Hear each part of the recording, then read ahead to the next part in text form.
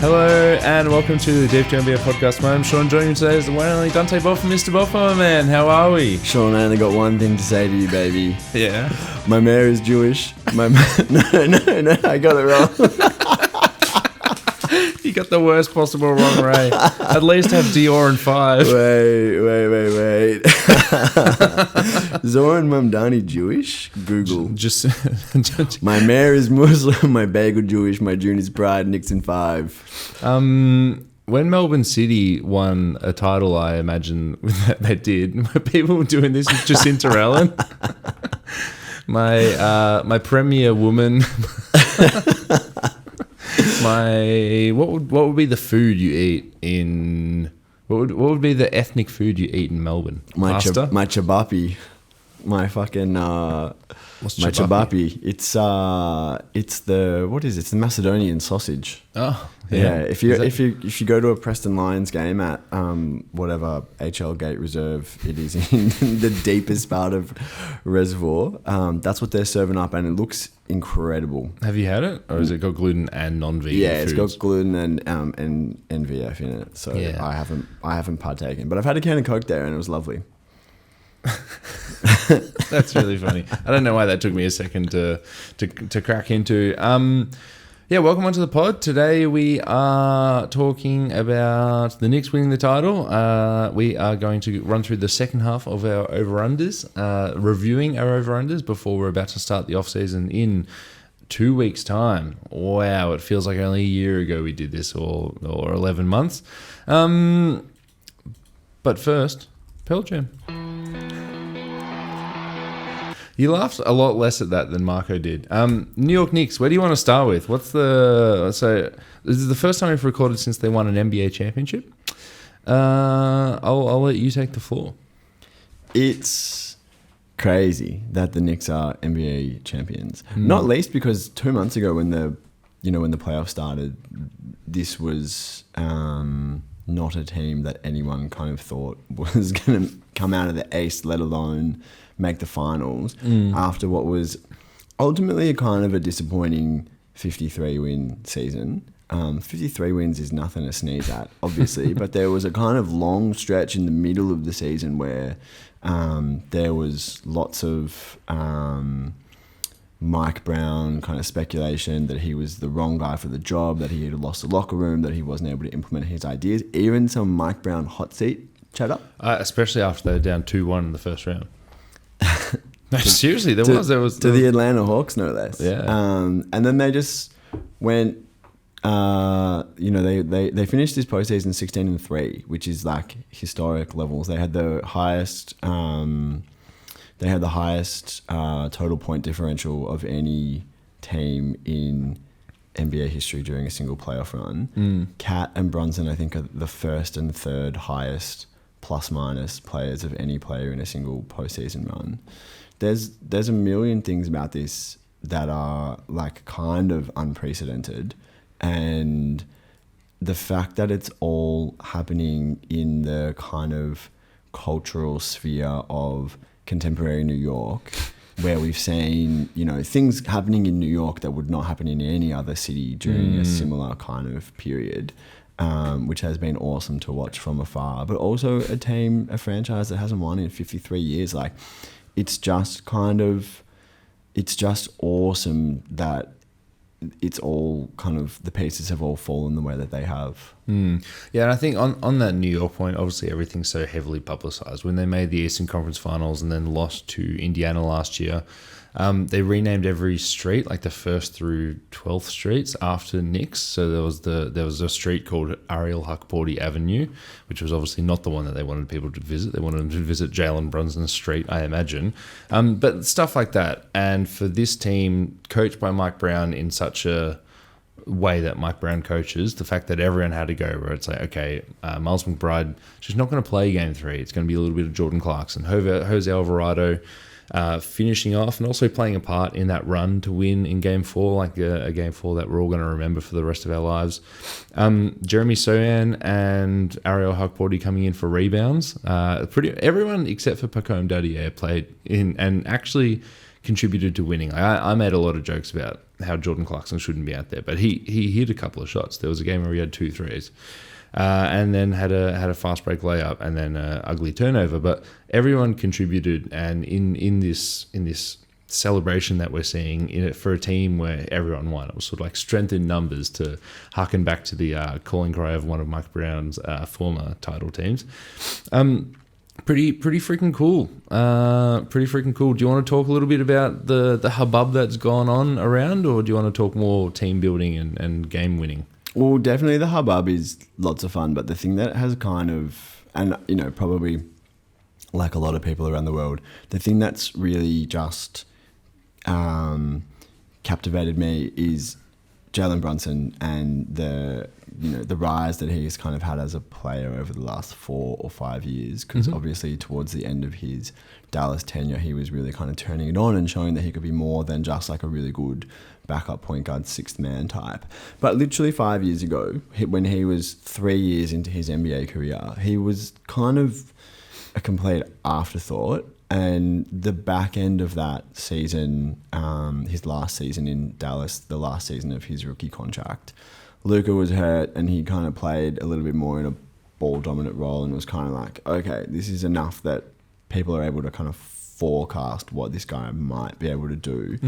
And the Knicks, made an offer at the time that was kind of, I think, pretty universally deemed to be a pretty significant overpay. And in retrospect, just like comically underpaid in a world where, you have guys who were going to be earning $60 million a year, and Jalen Brunson was getting like $27 million a year. And he's gone on to be like a 3-time All-Star, 2-time All-NBA, NBA champion, Finals MVP. Clutch player of the year. Clutch player of the year. And like, just seriously, as much as he frustrates me, and as much as I was kind of going off in the group chat, because I unabashedly wanted the Spurs to win, and I was rooting for the Spurs at every moment throughout that series. And Jalen Brunson's, small guard gaming of the system to get free throws frustrates me. He's just a baller. He is just really fucking good in a way that no one, I think, really saw coming. And he's just got better year on year. And like, this never happens where a 6'2" guy is the best player on a championship team, unless his name is Steph Curry. And Steph Curry is going to, be one of the sort of 10 or 12 best players of all time when it's all said and done. Yeah. And his career can be properly processed. Jalen Brunson just won the fucking NBA championship. He's 6'2", Sean. And he was doing a lot of stuff where he's shooting over good defenders. But obviously some of the shots he's hitting over Wemby, like the floaters he's hitting over Wemby, but you're seeing Wemby close out to the corner on everyone and get a piece of the action on the shot. And on Jalen Brunson's just getting it over Wemby's fingertips, and it's a splash. It's like, it's remarkable. It's Bill Simmons had a nice little a couple of moments on his most recent sort of Knicks celebratory pod where he talked about the small point guardisms of it all, and obviously the basketball historian that he is, he's like, look, there's Isaiah Thomas with Detroit, that was more of a combined effort, and then Steph Curry, and now Jalen Brunson. And we're going to be recording lots of podcasts over the off-season. We've got lots of time to sink our teeth into what this means for free agency and what this means for future trading for future or drafting small guards. Are they really as sort of useless as we think? I don't know. That's definitely not the right term. But yeah, it's back to New York. I am happy that they won from a team building perspective.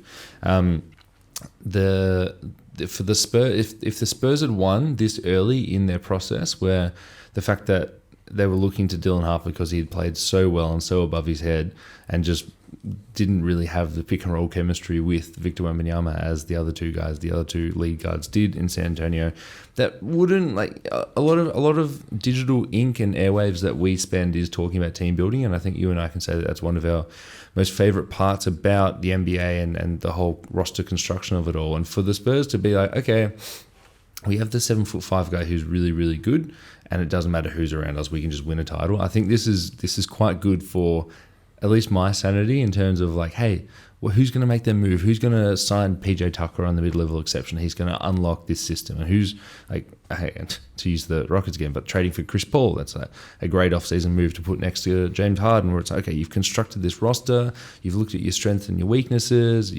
Again, the Rockets are trading for Robert Covington, like a guy who can really help them against their exact weaknesses. That's what I love to talk about, and that's what I love to see. And the Knicks have done a very good job at putting together this roster, and they've sort of had those stepping stone players where they had the Julius Randle, where it was just Julius Randle and no one else, and they brought in Jalen Brunson. That was their big swing, and then they have obviously traded everything they possibly can to get really good 3-and-D role players.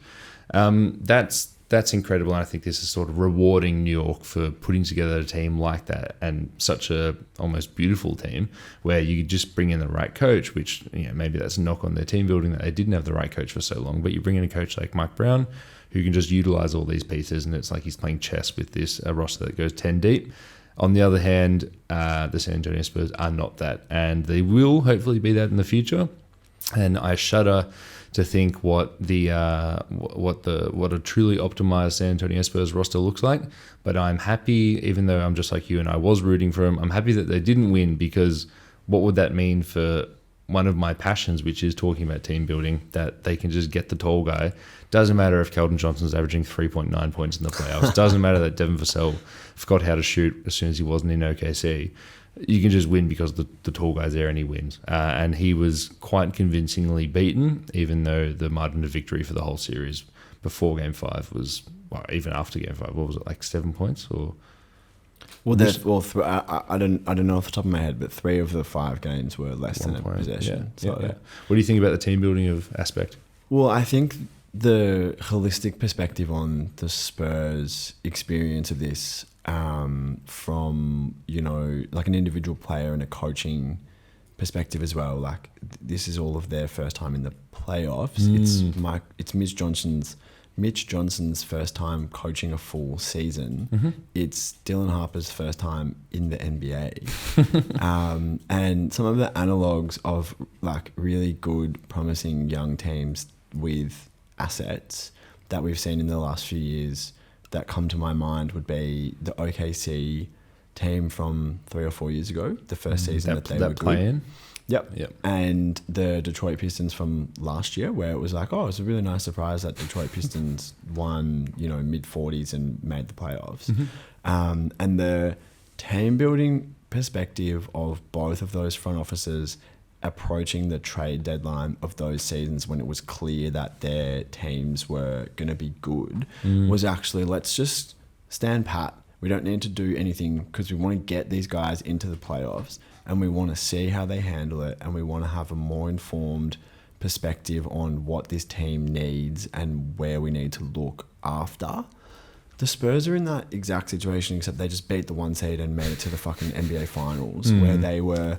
I mean, the Knicks were comfortably the better team in this series on balance. If 3 things go differently, it's the Spurs win. They were...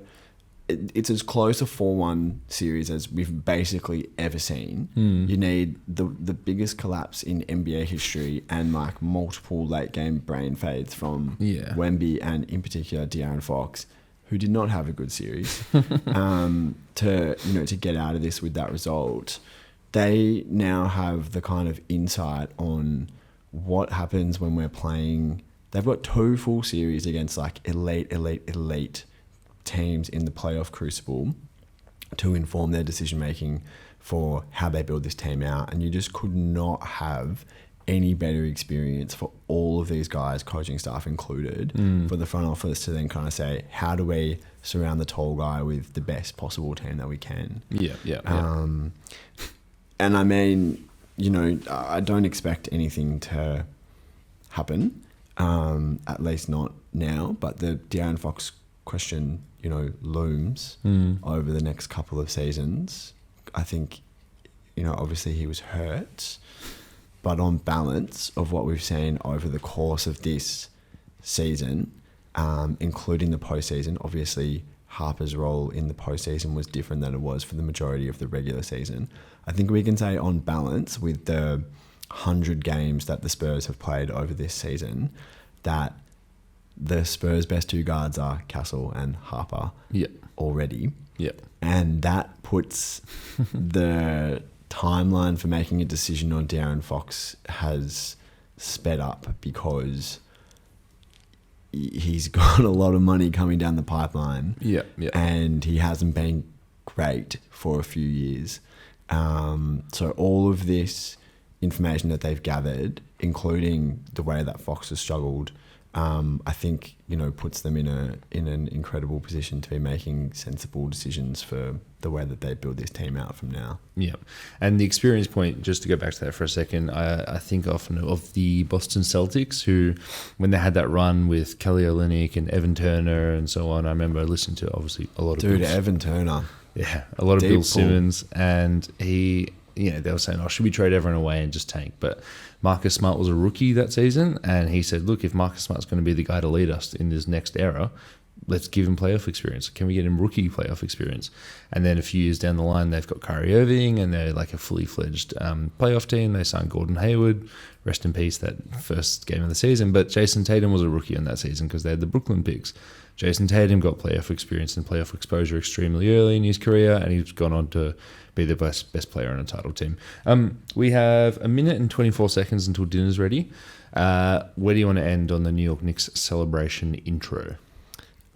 I mean, it's awesome, and I haven't been a Knicks lover or even a Knicks liker for any of this kind of New York era of the Brunson, Cat, Bridges, Anunoby team, and even my cold, cynical heart has been completely melted, and I'm just really happy for all of them, and it's awesome to watch all the celebrations happening in New York at this wonderful time of year in the Northern Hemisphere when it's warm and sunny and everyone's out on the streets. Yeah, and celebrities. So many celebrities coming out. Celebrities. The Timmy Chalamet stuff has tickled my. I hate this. It's graining. I hate this bone. It's no longer tickly. It's graining. But at least Timmy, you've seen him at games for years and years and years. There are a few celebrities who have come out in the playoff run and then maybe the deep playoff run. But it's been nice to see all the celebrities on the screen. And I hate James Dolan, and we all should hate James Dolan. But he had a really good quote where he said, in games 1 and 2 of the NBA Finals, the Spurs had a chihuahua balancing on a basketball at half court. In games 3 and 4, we had Cardi B, and then we reunited the Wu-Tang for the halftime entertainment. Perfect timing if it was. Dante, I'll speak to you on the other end of this break. You want to talk WNBA? Maybe some WNBL? Australian Opals chat? Heck, even dabble in some EuroLeague? Find the W Basketball Show on the Deep 2 Podcast Network. Review, not recap. We are back doing the recap or the review of the 2025-26 over-unders. If you haven't heard the first episode, go and check that out right now. It is available on Spotify, iTunes, YouTube, wherever you get your regular podcasts. This is the second half. Dante, we left the first half with our scores tied 8-all, with the all-time score being... Let's explain that when we finish this one. So the first team is the Denver Nuggets. Their number was set at 53.5. They won 54 games. Were you sitting there behind the TV on game 82 rooting for a victory as the Denver Nuggets, I think, lost to the San Antonio Spurs in the last game of the season? Because I hit the over, you hit the under, I get a point there. That is 1 point in the column for Sean Carroll. This is the second time Nikola Jokic has won 54 games in his career, which is an absurd thing to say, especially because I feel like you and I have referred to him as a regular season victory machine. It's simply not the case. He loves 49 wins, but he's rested when it comes to the playoffs usually. Well, he also plays every game, basically. He's not one of these guys that's kind of had seasons where he's missed 3 months. Just to wit, I mean, he played 65 games this season, somewhat famously, but the previous seasons before that was 70, 79, 69, 74, 72, 73, 80, 75, 73. This guy's out there. The fact that it's only the second time that they've won 54 games is pretty shocking to me, Sean Carroll. And maybe does that explain why I went under? I'm not sure that it does. Well, I listened to the pod not too long ago. I re-listened to it. And I quite liked their off-season moves. I was like, and I sounded like a genius when I said, hey, they're bringing in Tim Hardaway Jr. And, they've been drafting all these shooting guards and none of them really shoot. So they just went out and signed one for the minimum and all he does is shoot. And he shot over, speaking of numbers that you would kind of predict from a player but you don't really, I think he shot over 40% on high volume for the first time in his whole career. He's actually been, Dante, pull that one up, please. We had sort of already talked about the Michael Porter Jr. trade weeks before because it was famously floated on this pod. What, you got the numbers up? Yeah, so he went at 40. This most recent season. This most recent season with 6.9 per game, and he had previously never cracked 40. That's insane. Granted, he has had a 39-1 and a 39-8. Streets will never forget that 39-8 with Atlanta, New York. Keep going. Milwaukee? No. Who? No. One of the most famous teams in the Western Conference, the Left-End Conference, the Dallas Mavericks. Oh yeah, next to Luka. Yeah. So I was really high on that. I was also sadly really high on Jonas Valanciunas, who kind of looked checked out. It's a curse to be the backup for Nikola Jokic, and for the next 15 years it looks like it's going to be a curse to be the backup for Victor Wembanyama, because even though we know Luke Cornett is a good basketball player, a good rotation level big, subbing in for one of the best bigs in the whole entire planet is a hard job that you're going to not be able to do good ever. So not only was there the bump of Jokic being just way better than him, he just didn't have the pop. He clearly wanted to play in Greece and wasn't able to play in Greece. Oh, and he was basically on the plane to Greece before the Nuggets did like a CIA operation to snatch him out of the air and coerce him into signing the contract. Yeah. Panathinaikos, Valanciunas, well, we're going to see it next year. What could have been? No. It was just a delay. He just delayed the signing. So the Greek team, which I won't pronounce, which you were correct in saying its name, they do still have him under contract. It was just delayed by a year because Denver really wanted him, which didn't age too well. Jamal Murray averaged over 20 points for the second time in his career, and it was actually meaningful. And all the goodwill he built up. Sorry, that is so incorrect. He's averaged 20 heaps. This is the first time he's averaged over 25 points. All the goodwill he built up in his first All-Star game just completely floated away, or I don't know. What's something that disappears and evaporated? Evaporated. That is exactly the word. Evaporated when he grossly underperformed in the playoffs.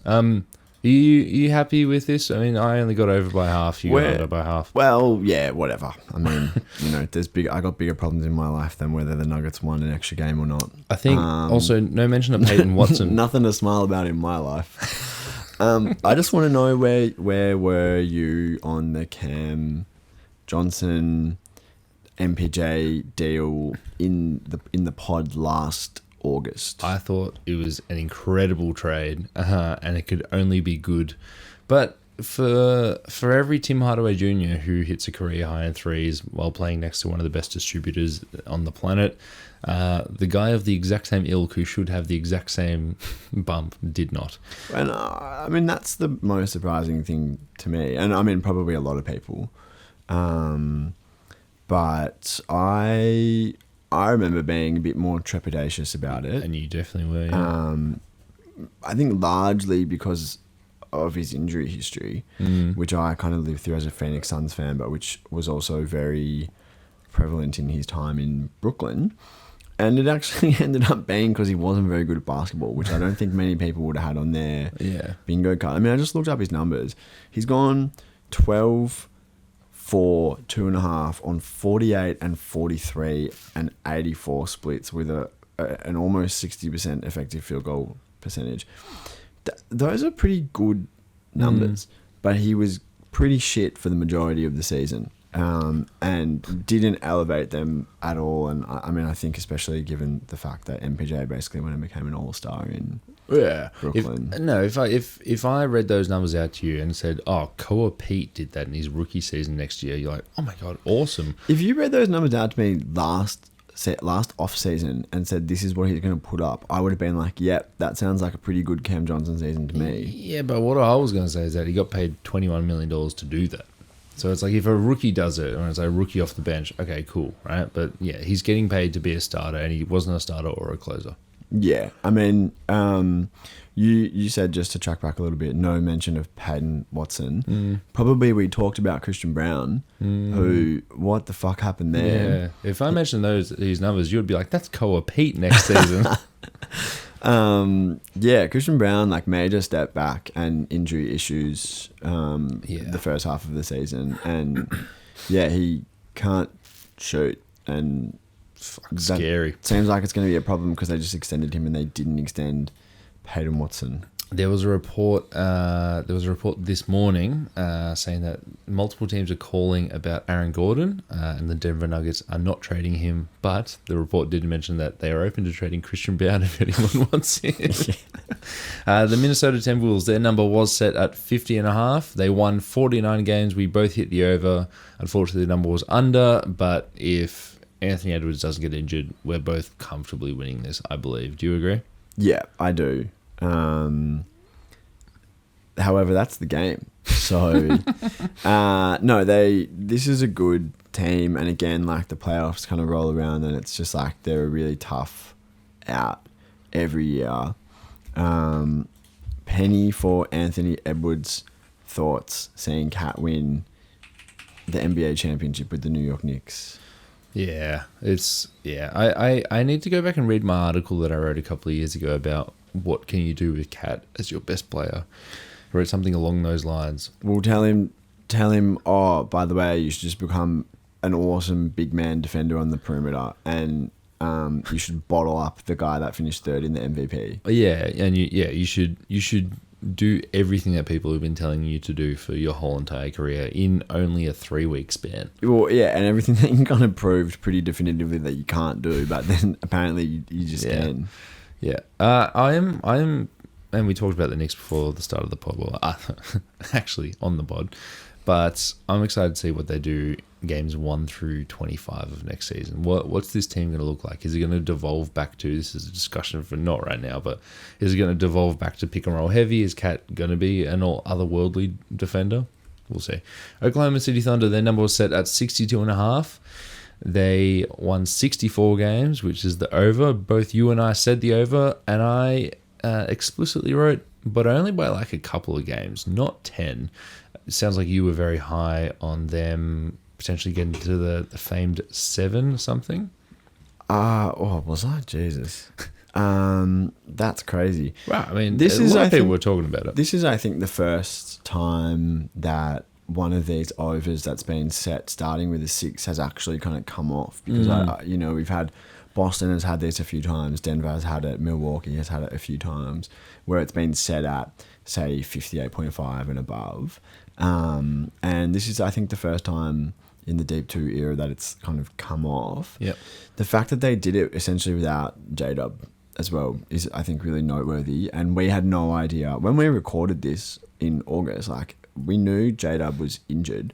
No one had any idea the severity of the injury. It took him sort of 25 games to come back during the regular season, and then he was never right or healthy for more than a few games at a time, and probably missed, the vast majority of the season. And obviously we've just seen what happened in the playoffs. So this win total 64 without ostensibly your second best player was really, really impressive. But this team could look, markedly different next year as well, depending on what they decide to do, and depending on if J-Dub, it's not good for your hamstrings, Sean, to do that to them so many times in a 6-month span. Yeah. I'm not a physio, but it can't be good. And last finals, he was injured as well. He had the hand stuff, which kept him out. That was what kept him out at the start of the season. If I told you that J-Dub's going to play 15 games next season for OKC, just extremely early on our over-unders, and their number was set at 59.5. Are you more likely to pick over or under? Well, the looming thing that we kind of, we discussed a little bit on the first part of this episode when we were doing the Brighton conference 6 weeks ago, and that we will discuss in the rest of this episode today, I'm sure, is that some of these win totals are artificially inflated or deflated because of the prevalence of tanking that we've seen. And the Thunder, I think, possibly one of these teams where their win total was slightly inflated, just like the Spurs. And hopefully we don't see that next season.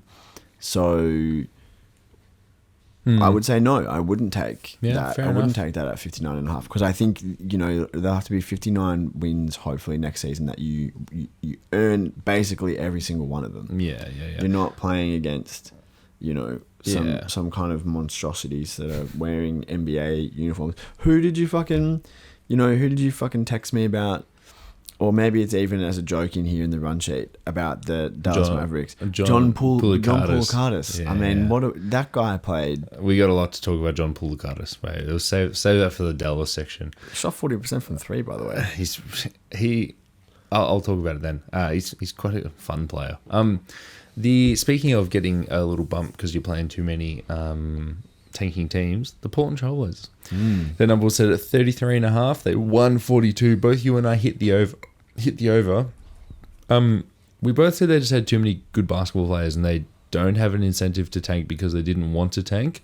Part of that incentive was that they were trying to sell the team and they eventually sold the team and now they're handing over a team to the poorest owner in the world. The vibes are pretty low. It's very weird. It's weird. No one really asked for all that stuff, and it's just come out, which is very strange. It's super weird PR. But I was really high on Donovan Clingan being a regular season victory machine, just like Rudy Gobert of old, and I was slightly wrong on that. He's been a good basketball player, but he definitely hasn't been the reason why they surged to 42 wins, especially with some late game bad wins. Like as we mentioned when we did the Brighton conference, this Portland team is probably a 38 win team, almost definitely. That's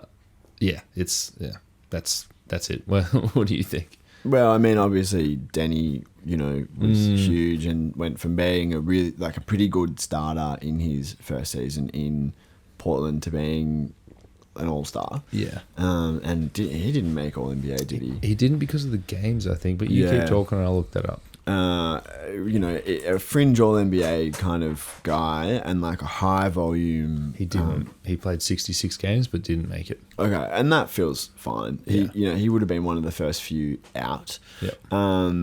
Huge, awesome season from Denny that I don't think anyone had. True. Anyone had coming. Scoot Henderson didn't really do much. Again. This is a guy... This is becoming a problem. 3 seasons, and I think he's been pretty healthy in 2.5 of them. Yeah. And he's not very good, Sean. Yeah. Well, he hit 5 threes against the Spurs in a victory in the first round, and they made the finals. So what do you read from that? Dude, let's extrapolate that over an 82-game season. If you hit 5 threes a night, I mean, it'd be pretty good. What's his? I mean, I know this is a review podcast, but bloody hell, like Damian Lillard is coming back next season, ostensibly. Scoot Henderson could be out of the rotation with this new ownership saying we want bums in seats, start Dame. Do we know who the Portland coach is? Has that been announced? It's not Thiago Splitter. Yeah, he's now the Chicago Bulls coach. Did you see that this morning? I did see that this morning, and congratulations to... So the Portland Trailblazers head coaches are Thiago Splitter and Chauncey Billups. I don't think either of them will be there next season. Yeah, they don't have a coach. Also, Scoot Henderson, extension eligible entering this season. Well, I mean, sorry, if you...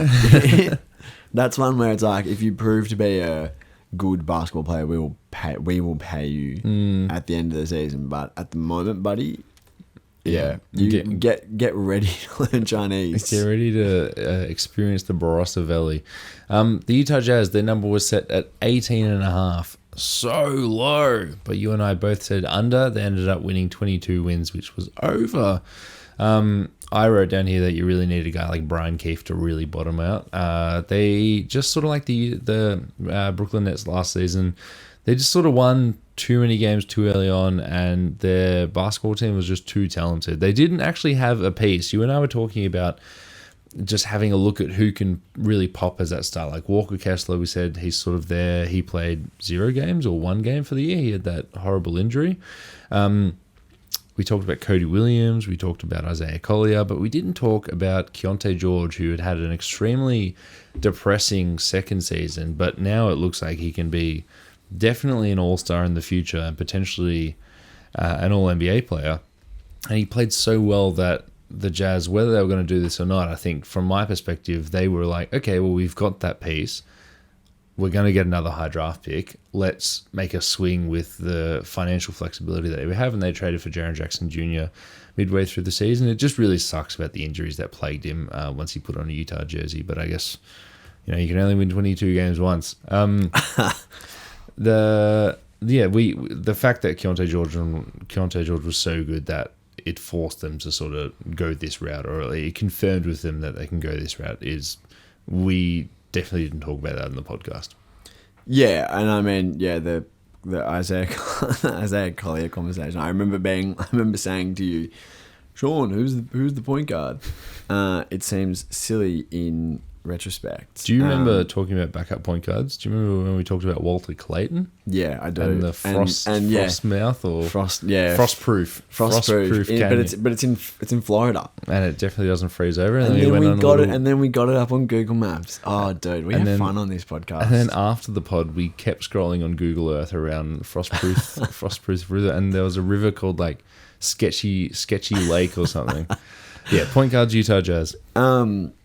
Can I tell you Larry Markkanen's games played as a Jazz? Just regular season? Yeah. Well, yeah. Sorry, I wasn't looking at you to get the visual clue that was a funny. Games played this season. Games played in his 4 seasons. 4, Sean, as a member of the Utah Jazz. God. So I'm going to guess he's played about 30 games each. I'm going to be a bit conservative and say 100 total games for the Jazz. Yeah, I mean, it's way more than that, but it's still not very many. It's 210. Wow, that's double what I was thinking. That means he's playing 52.5 games per season. Holy crap, I was so low. And it's skewed by playing 66 in the first season when he was the most improved and an all-star. Since then, he's gone 50, and that's when they weren't tanking. 55, 47, 42. Don't Google Jaren Jackson games played either, because although it seems awesome, like, oh, we've got Jaren Jackson and Larry Markkanen, and that's a genuinely really interesting frontline pairing with Walker Kessler, you wouldn't want to Google Walker Kessler games played either. You're seeing where I'm going with this? As in, are they not going to be good next year? Well, like they've put all of their eggs in pots that might, need to spend half of the time in the CT room. Yeah. I think a better metaphor might be they've put all these eggs into a pot where the roots of the plant in the pot are rotten before they even get to grow. Oh, that's a way worse metaphor. That's a terrible metaphor. They're really good on 2K though. I've done a couple of rebuilds. It's really good fun. Cody Williams is awesome in 2K. Just makes you think what could have been, what still might be actually. Get him on the Thunder. Get him on the pod, man. Cody, man, if you're listening. Now onto the specific division. The Golden State Warriors, their number was set at 46.5. That's really high for a team full of 38-year-olds. Yes, it was. They won 37 games. That is under. I said under. You said hard under, and then you sort of flamed me a bit for picking under of my own team, but that's stupid, and we can rehash the conversation about barracking for or tipping your favorite football club every week, but whatever. In retrospect, for this number, for the bookmakers, it was extremely hard for Jimmy and Steph to play a full season at their ages. They were never going to. And then as soon as you look past the depth of 2 aging all-stars, it's like, wow, can Moses Moody do it? Well, he sort of kind of hit his upper threshold, but his upper threshold is just sort of like a fifth starter backup wing. D'Anthony Melton was our second best player for most of the season, which is incredible for D'Anthony Melton and his injuries, but not good for winning basketball games. Brandon Pajemski didn't make the leap again. Gosh darn it. You want to talk about how I referred to him as a Goran Dragic type? Well, you didn't refer to him as a Goran Dragic type. You asked me seriously if I thought when it's all said and done, he would be better than Goran Dragic. Which, what would you say now? I can't even countenance it. No, that's one of the worst takes that's ever been had on this podcast. You do have a genuinely awesome take coming up, which I hope you'll rightly take a victory lap for. Not gonna spoil it. Stay tuned for that. I don't even know what it is. Well, if you don't take a victory lap for it, then I'll wheel you out there and I'll wheel you around the perimeter of the field myself. However, this like, what are we fucking talking about? Brandon Pajemski, Goran Dragic. He correct me if I'm wrong, but he was kind of bad for the first 2/3 of the season and not able at all to handle the loads of being a primary creator or secondary creator. Yeah, I mean, dude, I that's pretty much exactly what I was saying on this podcast in August. Yeah. Dude, pat on the back for me. I went hard under in August, and this is kind of exactly where I felt that things would land. To get over, they would have needed to have won 10 more games, which is a huge amount of games to win. And yeah, all of their this was Steph Curry age 36 season. It was still good. You just can't play every game. Jimmy Butler age 35 season and Draymond Green age 34 season, and one of your two off-season additions was Al Horford, who played well. He was just as advertised. 2006 NCAA champion Al Horford. Yeah. It's quick. Who was the coach of that team that won? Billy Donovan. Yeah, and who was the other center that played on? Joakim Noah. Yeah, it was. Yeah, it was. Who is one of the? Can you name one of the guards? Joe Johnson. No, that's incorrect. He went to. I feel like he went to like Georgia Tech or something. Yeah, I'm thinking like Arizona. Who was one of the guards? I don't know. I just wanted to. You tested me with two I think questions. It was a pretty forward heavy. Forward heavy team, that Florida team. Where did he go? He went to Arkansas. Did I say red team? Is Arkansas spiritually kind of the same as Georgia Tech? Yeah. So that 2006 team had Corey Brewer, you might know, good basketball player. Torian Green and Lee Humphrey, which seems like two mishmash. Courtney Lee and Torian Prince. What was that? What was the satire with John? Oh, what's his name? John Clark, and his comedic partner. The tall guy and the small guy. If you Google John, they played characters together and Clark and Dorr. Yeah. Anyway, now say the names again of the Torian Green and who? Lee Humphrey. Green and Humphrey is giving me a real Clark and Dorr kind of vibe. In the Venn diagram of our listeners who are both old ABC comedy consumers and basketball heads who know who Joakim Noah was and is, that's a really funny bit. Just also a moment to say rest in peace to John Clark. Yeah. Anyway, we'll do two more and then we'll take a break. The Los Angeles Clippers, their number was set at 47.5. They ended up winning 42, which was the under. Thankfully, I said the under, and so did you. they started the season 1-27 or something absolutely incredible. It wasn't that low, but they were something shocking. Everyone was like, the Thunder own their pick. Whoa, we need to defund the league. Adam Silver doesn't know what he's doing. Let's go back to the ABA. Kawhi Leonard was an All-NBA basketball player. They started the year with Zubac and Harden. They ended with Garland and Mathurin, which is actually, and Isaiah Jackson. All this is fine and dandy. All this roster movement. They also ended up with the 5th pick, which is extremely exciting considering that their best player in the future is a point guard, and the players projected 5 through 9 are all point guards. But before we even talk about that, this over/under number was mired by the tree planting Ponzi scheme that Kawhi Leonard aspiration that Kawhi Leonard was all caught up in. This was before or after that? This was before. Yeah, maybe. I think this was after. You think it was the start of the season, like game 2? No, I think it was because we recorded this in August, and so we would have pulled the numbers from that time. I think we recorded this in late August, and I think the aspiration story was like a September, October, eve of the season kind of story.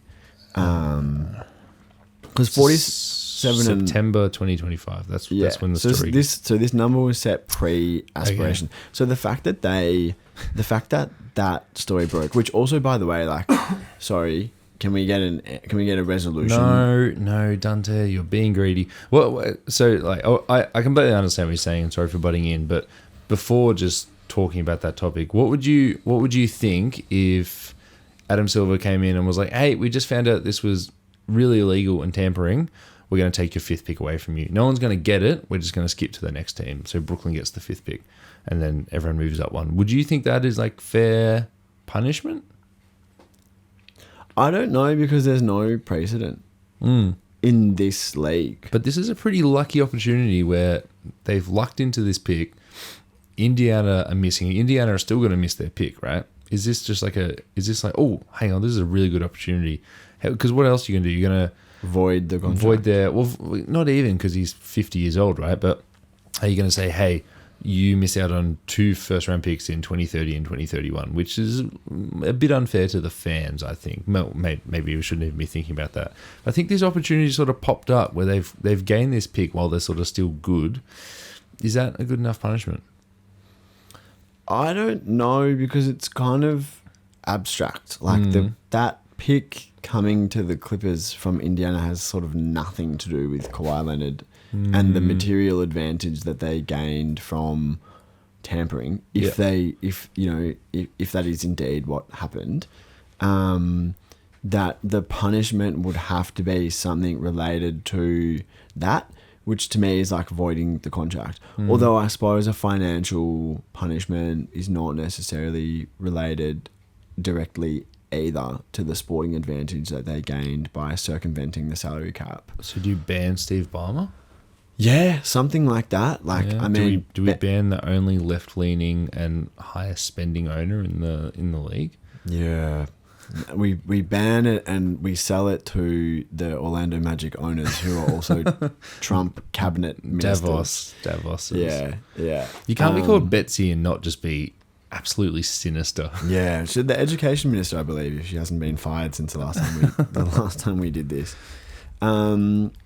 The fact that they won 42 games and that was all going on is pretty good, and also crazy.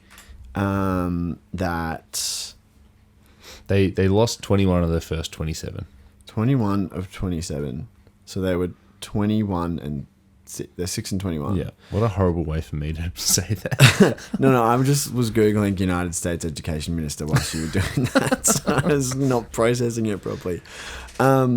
Pretty crazy that they've kind of landed here, and now they're in great James shape. Harden is gone, and Darius Garland is there, and Mathurin's there, and Ivica Zubac plays in Indiana. Like it's a lot. It's been a crazy year for this club, and I was thinking about this earlier today. I am kind of bullish on the fact that Garland is there for their immediate the health of the squad moving forward, even if they draft a guard, because teams with high picks don't often have competent, let alone great point guard play. And that's one of the things that plagues a lot of these young teams. You know, there are a million examples, but, you know, just to say, take one from last season, Cooper Flagg.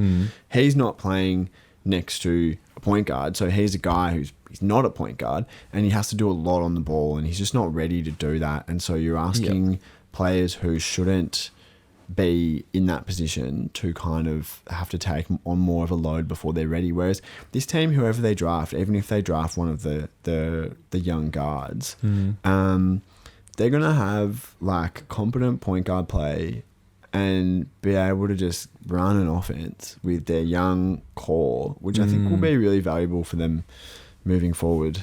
So I guess it's sort of like those two-headed and then three-headed monsters in Phoenix. So you're kind of comparing Darius Garland to Goran Dragic when it's all said and done. Yeah. Goran Dragic, Eric Bledsoe, Isaiah Thomas, Phoenix edition, you name it, I'm comparing. Yeah. No, but that is a really good point because, so often we see these players who are the best players in their whole class and they come out and then it's like, okay, now try to do everything you just did without a point guard. It's just not how basketball works. And it's a little bit unfair. And then we say, oh, look at their third-year jump. And it's like, well, the guy developing next to them also developed into a good point guard, or maybe they just signed someone. It's the way the world works. Next team, or did you have any more points? No, that's it. Next team, the Los Angeles Lakers. Their number was set at 47.5, which we thought was quite high, I believe. And they ended up winning 53. They were so much better than I thought they were going to be, even though I hit the over. You hit the under, and you said, quote, I'm not militant about this under. And I was and ahhing, but I said Luka's fitness and just having a look at Doncic on your basketball team is you're gonna win games. That is the regular season victory machine that we've talked about with Nikola Jokic. But LA Lakers numbers are always inflated, and they absolutely. I was shocked and impressed at how good the Lakers were all season. I can't believe they have home court advantages in the playoffs and they beat the Houston Rockets. I'm shocked at that. Where do you want to go with this? I mean, it's kind of nuts, and I should potentially have been more militant about it and gone on the over. But I don't think anyone thought that they would be where they kind of ended up. As the 4 seed and in that milieu of teams chasing the Spurs and the Thunder, like Luka was legitimately awesome. He led the league in scoring, which again I don't think people necessarily were kind of saying, oh well, Luka's just a shoo-in to return to first team All NBA form, and yet here he is, and I don't know. It kind of feels, looking back, it feels a bit tainted by the way that things kind of unfolded towards the end of the season when Luka goes down with a bad hamstring injury. Reeves is out because Reeves is out often, and LeBron and the rest of the guys basically get past the Houston Rockets somehow in the first round and then get just absolutely rinsed in the second round. And that has kind of left a bit of another disappointing Lakers season kind of flavour. But 53 wins, like, I think it's all okay in LA, even regardless of what happens with LeBron this offseason. Like, 100%. It's JJ Redick is clearly a good coach. Luka is playing in career form. Reeves, hopefully he can stay on the court and, he can be the best sixth man in the league, or you stagger him and Luka and you just always have an all-star level playmaker on the court. I think treat him like Kyrie Irving, and they had obviously heaps of success with that Kyrie Irving look. Yeah, that's an awesome comp. They're stagger and then they're out there together when it really matters. The rest of this team, who fucking knows? They probably want to wash their hands of Ayton if there's any way to do that. I mean, can I say I wrote that Ayton was worse than Sean thought, just as bad as D thought. Yeah. I could see that one coming a mile away, unfortunately. But like, what the hell? Marcus Smart started 54 games. Marcus Smart good at basketball. Point guard. Yeah, but like, no. Yeah. yeah. Like, awesome success story. Marcus Smart come back from injury to start 54 games. Terrible problem for the 2026 Los Angeles Lakers. Marcus Smart starting 54 games. Yeah. So there are a lot of things for them to kind of address, which is like, it just feels like this is where we always are with the Lakers, where we've always been with LeBron teams for the last 12 years. It's like, oh no, they've got shit NBA veteran injury history, one starting at the point guard, and they've got shit NBA veteran injury history, two starting at the four, and like two all-stars. How do we make sense of this team? Yeah. Clearly, after 12 years of trying to make sense of LeBron teams with that exact makeup, I haven't got any better because I bloody went under. Well, it's what you just described is a Rob Pelinka basketball team. Like, he's the relationships guy. He's like, yeah, I used to be an agent. I know Kobe, blah, blah, blah. And like the guys he brings in are DeAndre Ayton, blue chip, first round pick. Yeah, but why is he on the minimum? Marcus Smart. Why did his team that's trying to make the playoffs literally buy him out? Question mark. Yeah, Marcus Smart. And it works because it's like getting Karl Malone and Gary Payton in the 2004 Lakers, right? Where it's just like, wow, he's coming off the bench. It's like, this might be his last year. It's not sustainable to continue on doing this. Hopefully they do something.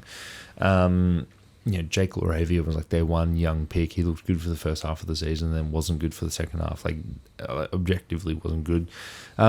Jackson Hayes is a fine backup. If he has to start next season, they will not be getting anywhere near an NBA championship. But they've got one big swing. We talked about this in the pod last year, where it's like, okay, this is sort of like a year where you wait and see. LeBron James is going to retire or just be elsewhere at the start of next season, and then you've got Austin Reeves. You can if he does want to come back, you can change it so that you re-sign him with bird rights after you've used your salary flexibility to make a big swing. There's just no big free agents out there. There's no one big name who's like there's no 2016 LaMarcus Aldridge out there who you can go and poach, but you can definitely upgrade the roster elsewhere. But remember the era of meetings? Yeah. And it's like, Kevin Durant has meetings with the Boston Celtics, and he had one with Warriors, the Wizards, and one with the Wizards, hometown team. Like, it's like, like LaMarcus Aldridge meeting with the Phoenix Suns. Like, you signed Tyson Chandler before the meeting. Now we're just 24/7 tampering, and it's just like another thing that mobile phones and emails have ruined, where I can just text you my bespoke pitch deck presentation and we can do it over Microsoft Teams, where like bring back the meetings. Do you know why there's no more meetings? Because the team that just won the NBA championship was the king of tampering. Yeah, wait. It's like, it works. Yeah, you have to. Well, it's I mean, like that's not even tampering. That's like all sorts of blurred lines where it's like, oh, by the way, every single player on the roster is represented by one agent who's one now the agent GM. He's now the GM. Also, like, I give him a complete pass because of the moment, but Leon Rose on the stage answering questions from Ernie Johnson in the aftermath of the Knicks winning, so inarticulate. He was misusing common phrases and he could barely get the sentences out, and Ernie was there just like a pillar of like dignified articulation, and Leon Rose is there, and it just was a really bad look for him. It's also the first time he's spoken to a journalist on the record since becoming the president of basketball operations for the New York Knicks. He famously doesn't speak to media and hasn't spoken to media his whole entire time. And the only time he has is after winning an NBA championship, which is not good. And now that I know there's a freaking moron. It's kind of awesome. It's kind of awesome for him. Yeah, it's awesome for him, especially now that he doesn't know how to talk. Yeah, well, I'm sure he's a really communicative and articulate guy, and it was in fact just that his team had won an NBA championship. But it was really funny. It was really, really funny. Final point on the LA Lakers. We were flaming them for not re-signing Dorian Finney-Smith, especially when it only took a partial guarantee in the second year because they were going for free agency this offseason. That is an incredible call. Dorian Finney-Smith looks like he is cooked on the basketball court. He's got KCP disease. Let's take a quick break and come back in a second. The NBA moves so quickly these days, it's hard to keep up. Shams and Woj are breaking stories left and right, but the Quick Time Out is right there with them to keep you informed on the latest NBA news. Stop in and let us break it down as it happens. Find the Quick Time Out on the Deep 2 Podcast Network. And we are back, and I'm happy we've had a physical break in the podcast to discuss what is maybe my greatest win of all time. If not the greatest, the one I reminded Dante of the most. That is the Phoenix Suns over-under, which was 30.5 wins. They ended up winning 45, and they hit the over. You also went over. Did you edit this, or did you also go? You went over on principle. On principle, yeah, I always go over. Flip me. Can I just Bob Murphy in the Hilux me? Can I set the scene? You and me were running at Prince's Park in sort of the late winter of 2025, and we're I remember it perfectly. We're running along the Royal Parade side, so the west side of Prince's Park. We're running in a counterclockwise direction, and we've kind of just passed the sports pavilion at the football oval. And I'm running on the inside of the track and you're running on the outside, and we were talking about basketball. And this is when you say to me that you think that the Phoenix Suns could be good this year, and that you think they could actually win 40 games, and that you're going to hit the over when we do the podcast. And you obviously you did hit the over. And I remember looking at you like you had two heads and they were both ugly and I didn't know where to look. And, here we are, and you contain multitudes because, like all of us, you're capable of saying crazy things like Brandon Podziemski, Goran Dragic, but you're also capable of astute, forward-thinking pearls of wisdom like Phoenix Suns good ? And I just want to say, we're always saying on this podcast, accountability is the best ability, and you have really earned this with a great take. Well done. It sucks that you went over as well, man. I wish you had gone under. It would have helped just a little bit more. But do you remember what it was that I said to you on that run that made me go over? You were talking about that they just actually have a bunch of good players, and that they've got before that, I was saying that the chemistry looked incredible. Yeah. Jordan Ott was coaching in the preseason. Who? Oh, that's right. He's from Michigan State, where the owner went to. The architect of the 45-win Phoenix Suns. Colin Gillespie crossed someone off, and it was like he was getting his first big break after being injured in his rookie season, then sitting on the bench in Denver. And then he hit some step back three, and it was his second three in a row. And every single player on the bench, every single player was up, and they were hooting and hollering, and they were jumping over, and they had their own little dance as well. And I was like, you rarely see a team that well connected, that so early, together. They were so together, Sean. What's the happiest 30-win team you've ever seen? You can't think of them because they don't exist. Even when the Phoenix Suns were winning 62 and 64 games in back-to-back regular seasons, there wasn't that much joy. Yeah, that was more Chris Paul was a prick, but it just seemed so happy, and it was just reminding me of those Brooklyn Nets teams of old that I love to watch the YouTube videos on, with Jared Allen and All-Star D'Lo. I had no idea where you were going when you said Brooklyn Nets teams of old. Do you remember the good day? Spencer Dinwiddie was about to break out. Yeah, yeah. God, is that what qualifies as of old? It was 8 years ago. Rodion's Kuruks. Dude. You remember every time he went for a dunk, the bench jumped with him. Yeah. Alan Williams was in a suit for half the season. I think that might have been the first year of two ways, maybe. Alan Williams was coming off the bench when he could. Phoenix Suns legend, Alan Williams. And they won 48 games. No, they didn't. They won 40 games. But they made the playoffs in the East. 40 games in the East is 45 in the West. We'll find the bit later and work on it. But you see where I'm going. But Jalen Green didn't even play basketball. Devin Booker didn't play basketball that well. Like, he was nowhere near. He was good. He was good.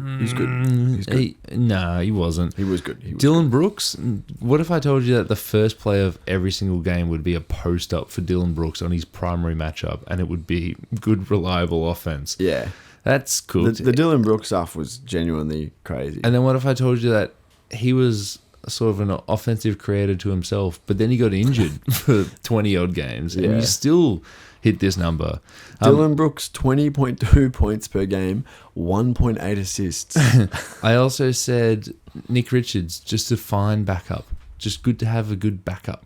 Yeah, well... And it was, because Mark Williams is your starting center. You need just a good backup. Well, he wasn't really even playing necessarily. No, it was more Oso Ghidorah and then Ryan. Man, what happens to Ryan Dunn? Can't shoot. What happens? Yeah. No, like, what happens moving forward? Oh, well, he's a second round pick, so just keep him on the roster. Okay. Oh no, he's a first round pick. Yeah, but he was 29, like 20. yeah. I think it was 26. Oh yeah, a lot of Colin Gillespie, which we couldn't have seen coming. Well, and Grayson Allen is there, and he wasn't incredible and kind of got out white guyed by Colin Gillespie. You hate to see it. Well, yeah, couldn't have happened to a better white guy. It's all just like it was great, and it's a really impressive season for Jordan Ott's first season to kind of take this island of misfit toys, rudderless team with a lot of players who have never played a significant role for this club and put together 45 wins. Feels like it will be really hard to replicate. Next season's going to be fucking rough, and I don't know what the number is, but I'm probably picking the under. Yeah. One final thing is you obviously didn't control your first round pick, so no incentive to lose in the last year of tanking, quote unquote. Well, I mean, we also signed Devin Booker to a 2-year, $150 million extension, so we don't have an incentive to lose anyway. The Sacramento Kings, their number was set at 35.5. They ended up winning 22. How was the number set so high? I actually, that was going to be my question. I guess Sabonis, Zach LaVine, we just needed one more year of him never being available to say, he's never available. Malik Monk was getting DMP CDs. That wasn't on the horizon. He was good. And who was the C making the D? Bro, they fired Mike Brown to hire the worst coach in the world. Remember when they investigated to see whether he was tanking too blatantly? They fired Mike Brown not even 18 months ago. 8 months ago. They traded the starting point guard of the Western Conference finalists for Zach LaVine and no picks. Yeah, they got no picks for anyone. The picks went to the Bulls. And they're going to get the 14th pick for Sabonis. That's what the 50-win light the beam season is going to end with. Not in a... I wish I knew the Star Wars line. Not in a something, but in a raucous applause. This is how democracy dies, with rapturous applause. Yeah, but not with something else. Whatever. Yeah. Crap franchise. Is this the lowest point of like any NBA team ever in recent memory? Well, remember when the Lakers, it was like the last year of Steve Nash's contract. Kobe was injured as well, and who was that big? The Lakers had that big bouldering center, Bob Sacre. And remember he laid on the bench because everyone was injured or not available, and they were like literally off the court getting like rehab. I think I've probably told this story on the pod before, but some significant me and a less friendship law is like 2K11 NBA Blacktop. and we would do first to 7 with former Toronto Raptors centre Aaron Gray and Bob Sarkray. And, you know, we'd literally play for hours because that's how long it would take you to get to 7 with those guys. Yeah, awesome colour. Unfortunately, it was Chris Kaman laying on the bench, my bad. But, yeah, that sort of error. Bob Sarkray started that game next to Tariq Black, Ryan Kelly, Wayne Ellington, and Jordan Clarkson. Holy crap. Yeah, I think that might be the lowest, but even then, it's like, it's the Lakers, right? Where it's like, I don't know. Like, Kobe was still on that team, and they had won a championship 3 seasons prior. This is a team. The thing that feels distinct with this is that this team's had one good season in the last 20, and the architect of that good season, who they unceremoniously cut loose, has just gone and won the whole fucking lot with his new team. Yeah. Meanwhile, the NBA analyst who you hired from behind the booth to come and coach. I'll say Doug Christie, by the way, in case anyone doesn't know. The NBA analyst you hired from behind the booth to come and coach the fucking team hasn't done a very good job. We started this pod last year by outlining their free agency operations when they signed Dennis Schroeder and Russell Westbrook as their first 2 cabs off the rank. Oh, remember when Domantas Sabonis' contract wasn't expiring and they did a renegotiate and extend just to give him more money so he didn't request a trade? Remember when they had Tyrese fucking Halliburton, who led his team to the NBA Finals last year and was within one unsnapped Achilles tendon of winning the whole lot? At least when the other really bad teams we've seen, you know, the Thunder of 6 years ago, or the Process Sixers, or there's something coming. The Jazz or the Net, they're bad intentionally, and this team is just a complete joke. Yeah. However, I do want to. I'm going to fact check myself, but I'm pretty sure DeMar DeRozan is like 11th all time in King scoring, NBA scoring. Yeah, that checks out. Which is pretty cool, and would if you be want a jersey, cool if he's 18th in all-time NBA scoring, and if he scored a modest sort of 1,200 points next season, he would move up to 14th and be just behind Carmelo Anthony and Shaq. Awesome. Yeah, the Kings are miserable. I could almost talk about them all day, but the fact that the 3 biggest moves in their history, the selling low on Tyrese Halliburton, selling high maybe, getting rid of De'Aaron Fox because it was time to go and he wanted to go and he had hired Rich Paul, and firing Mike Brown to bring in the worst coach anyone's ever seen ever. So, I touched on it before, but the NBA investigated the Kings to confirm if they were intentionally tanking, and decided they weren't. Their takeaway was that no, he's so stupid. We thought it was tanking. He made such bad coaching calls. Yeah. Doug McDermott intentionally fouled Seth Curry, whose free throw shooting percentage starts with a 9. Yeah. While they were up, and the league saw that, investigated, and came away with the conclusion.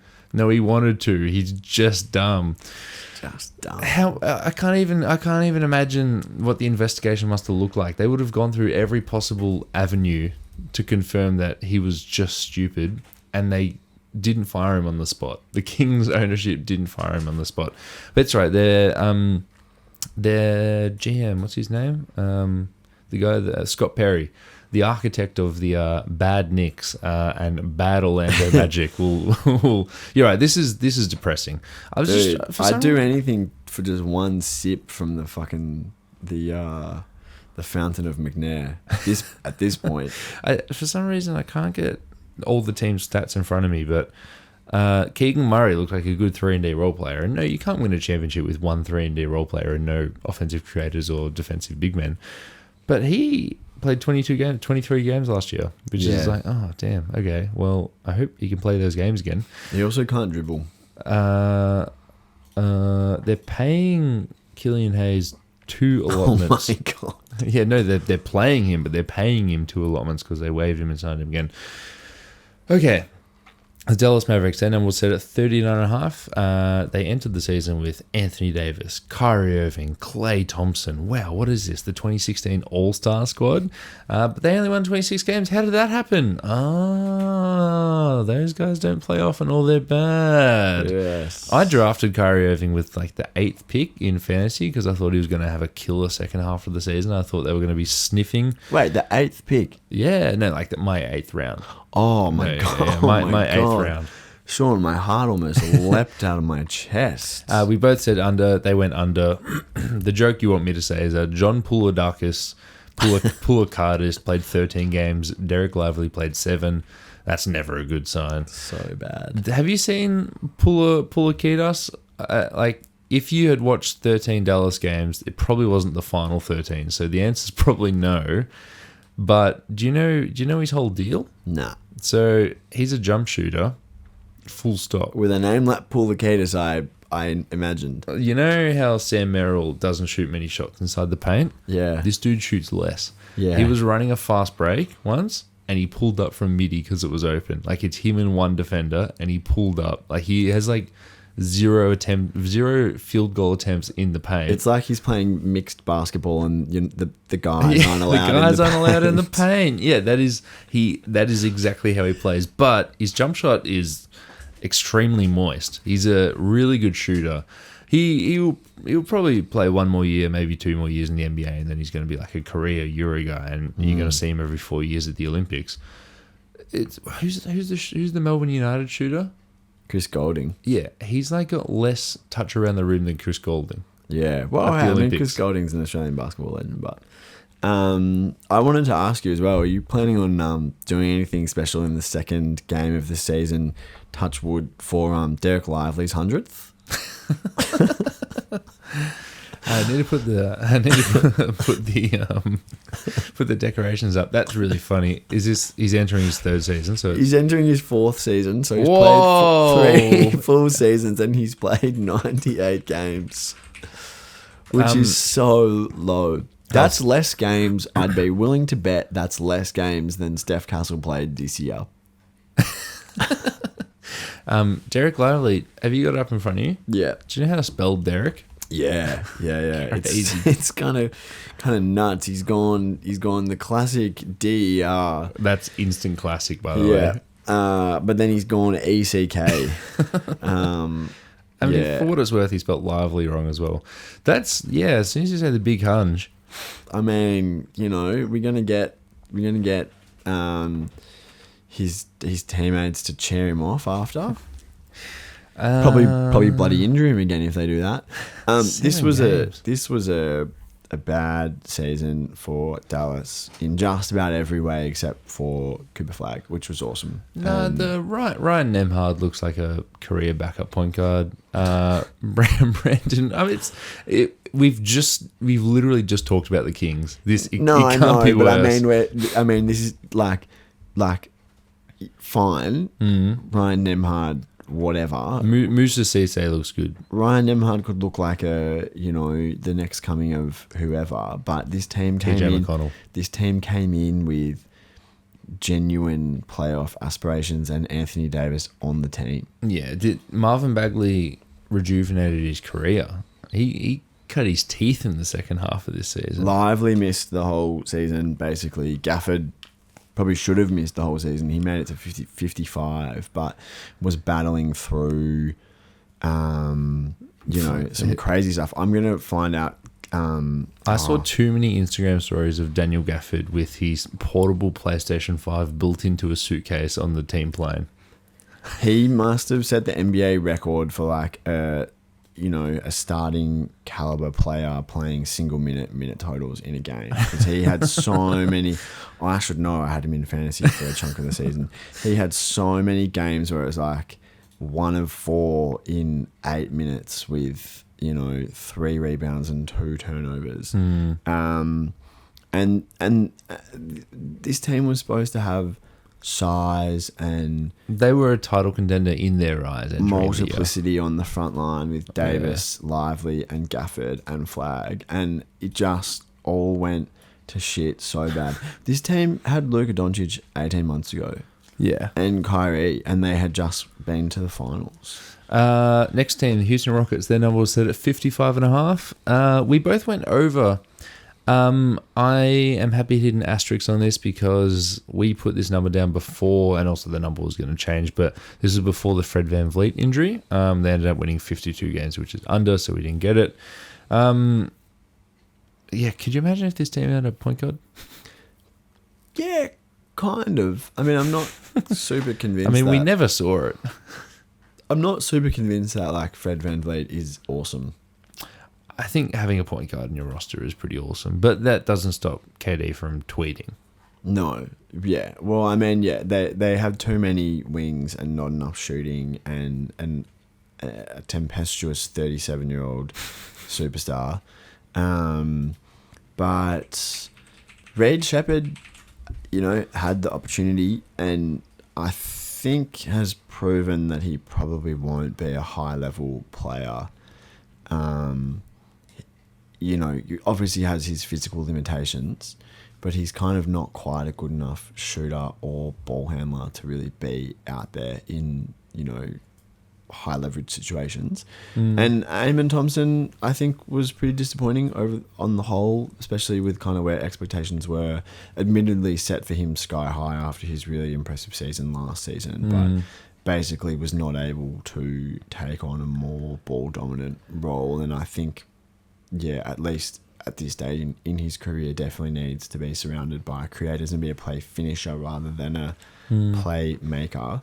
So from that kind of perspective, it's like, oh, well, we got pretty close to expectations and, playoffs disappointment notwithstanding. Like, it was a pretty good season. But yeah, it's a little bit concerning that the team's offense was so bad that it was propped up by Steven Adams' offensive rebounds. And, one of the greatest offensive rebounders I think you and I have ever seen, ever. Yeah. But that shouldn't be the crux of your offense. Like, I remember earlier on the season, listened to a Zach Lowe episode where he's like, man, this Houston team's so interesting. Their shots aren't very good, which is also a problem with Ime Udoka. His offenses aren't very creative. But, they just sort of throw it up there. And then Steven Adams, who has gruel for breakfast, just pushes the other guy out of the way and gets the rebound. And their second chance offense is like the greatest thing ever. And it's like, oh, okay. How can you keep doing that? And then he got injured, and Clint Capella definitely can't do it. Yeah, and I mean,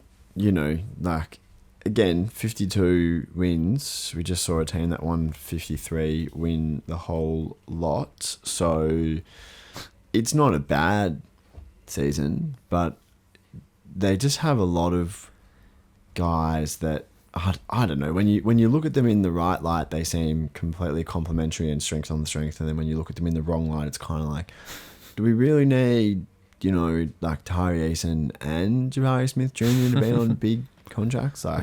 Well, Tyree is an extension eligible. Yeah. Or needs to get paid. And I mean, there'll be a market for him if the Rockets don't want to pay him. The Memphis Grizzlies, their number was set at 40.5. We both hit the over. They ended up winning 25. I don't know if you saw this, but they did a pretty good job of tanking. They've got the 3rd overall pick this year, so must have done pretty good. For every Phoenix Suns will be good next year, I also had a KCP is good. And you said, no, he's not. He wasn't good last year. And I was like, look, I'm not going to lie. I wasn't watching many Orlando Magic games. KCP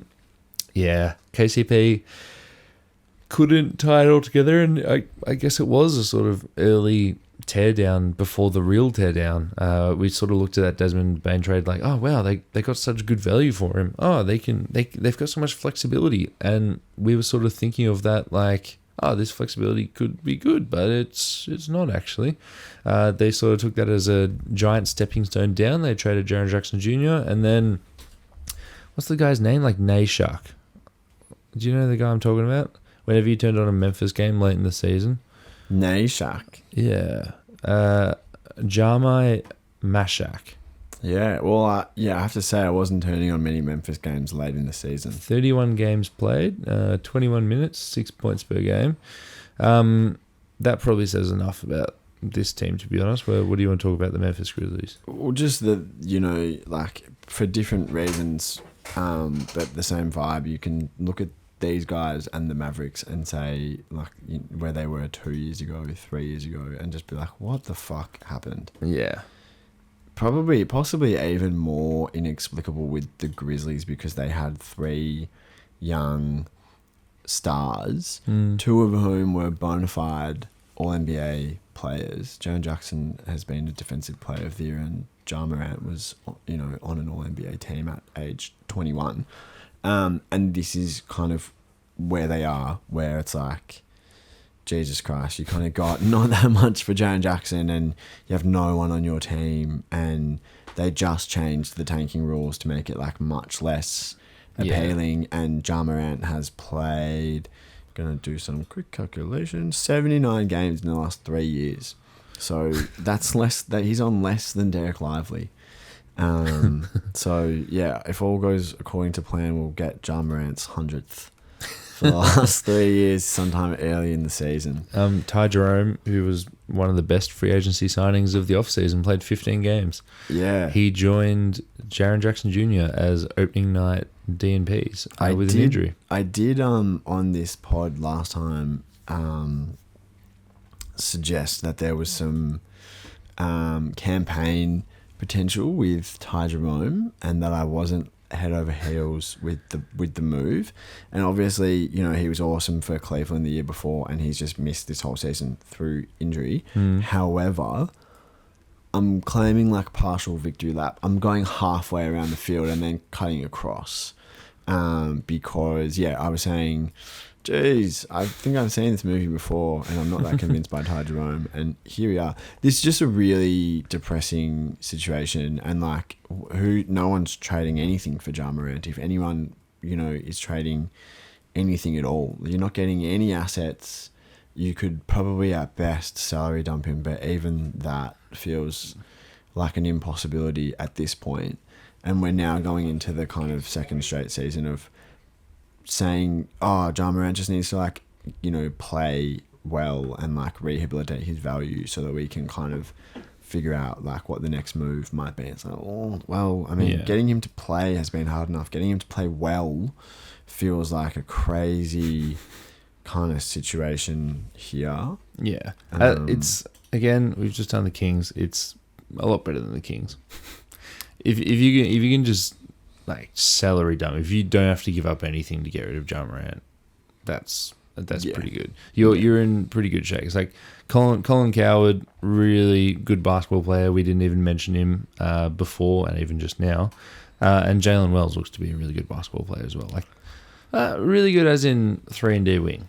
And he's he was born he's 23 years old. Well, that's a lot older than I thought it was, actually. Trying to console me with it's not so bad, and the 2 guys that you said is Cedric Coward and Jalen Wells. And I called him Colin Coward. Guess what? I'm thinking it's pretty bad. Yeah, it's not though. They could have the 7th pick as opposed to the 3rd pick, and I would take Cedric Coward over every young player in Sacramento, even Maxime Reynaud. Wow, even Big Max. Wow. I was just sorry for my phone coming on before. I just got a notification that says I have 5+ likes on my comment, and my comment was tagging you and Marco saying Barry Glendenning left hand confirmed. I saw that, and I mean, you just never talk about that on a pod, do you? That Barry Glendenning is left-handed. Well, they just never mention. Over to you, Barry. What do you think about Spain drawing today? Are you left-handed?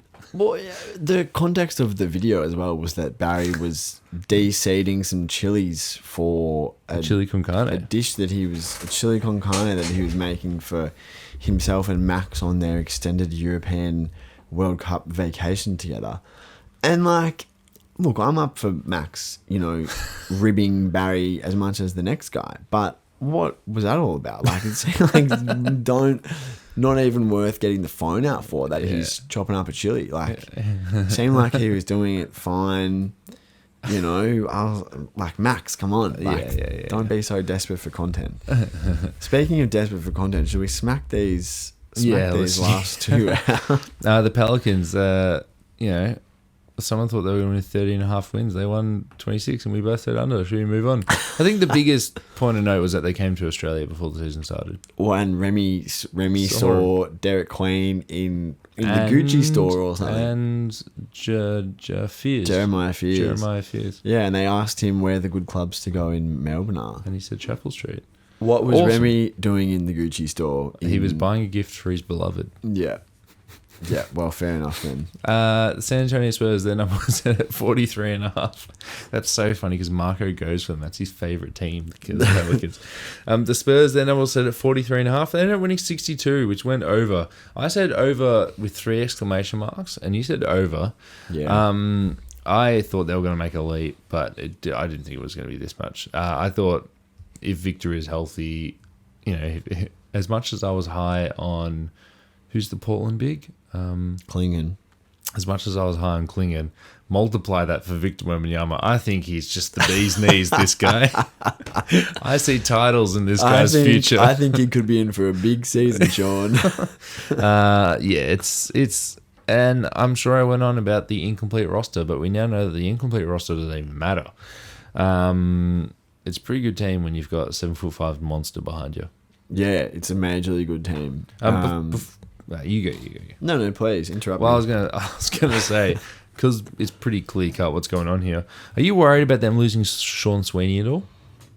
I don't know. It's always hard with these defensive coordinator roles on a team to know how much of that system walks out the door with that guy. Presumably, as the defensive coordinator, there's been a team of coaches who know the defensive system pretty well by now.